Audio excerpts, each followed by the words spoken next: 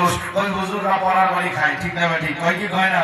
আর হুজুররা পড়ার বাড়ি খায়, আমরা কয় কাঠমোল্লা লম্বা জামা পরি, এই জন্য কয় হুজুররাই দেশটারে খাইলো। যেরকম ঠিক না? একজনের কয় যে হুজুরাই দেশটারে খাইলো, হুজুরাই কাপড়ের দাম বাড়াইলো। আমি খপ করে হাতের মধ্যে দর্শি করে এই বেটা বিড়ির দাম কেন বাড়াইলো? বুঝেন না আপনারা? আমাদের এলাকায় বিড়ির দাম আগের থেকে বাড়ছে না কমছে?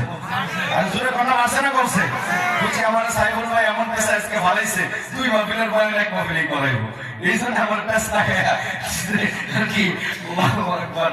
আল্লাহ দোয়া করতে থাকেন, ইনশাআল্লাহ আল্লাহ যেন কবুল করেন। লম্বা হয়ে যাইতেছে, যদি আমার কষ্ট হয় আমি অনেক মহব্বত করি আপনাদেরকে, আল্লাহু আকবার, নিজেদের ভাই ব্রাদারের মতো। এই জন্য আমি একটু সামনে আপনার খাতে একটু যাচ্ছি। আল্লাহ ওই হুজুর তারপর দেশটারে খাইলাম, বিড়ির দাম কারা বাড়লো, আপনি হুজুর মানুষ বিড়ির খবর নিন কেন? বুঝলেন না? আপনি না তুই আগে বড় বিড়ির দাম আগে থেকে বাড়ছে না কমছে? ওই হুজুর বাড়ছে। আর তুই এবার বল তোদের এলাকার কোন কোন হুজুরে বিড়ি খায়, কোন মসজিদে ইমাম মুয়াজ্জিন মাদ্রাসা শিক্ষক বিড়ি খায়? কয় না, হুজুররা তো বিড়ি খায় না। আমি তোর ফতোয়া অনুযায়ী তুই নিজে ঠকছস। তুই বলি হুজুররা দেশটারে খাইলো, কাপড় লম্ব ব্যবহার করে হুজুর, এই জন্য যদি কাপড়ের দাম বাড়ে তো বিড়ির দাম তো বাড়ার কথা না, হুজুররা তো বিড়ি খাই না। যেরকম ঠিক না?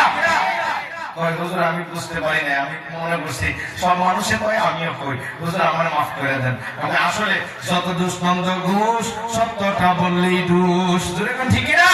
যত দুষ্মন্দ ঘুষ সত্যটা বললেই দোষ।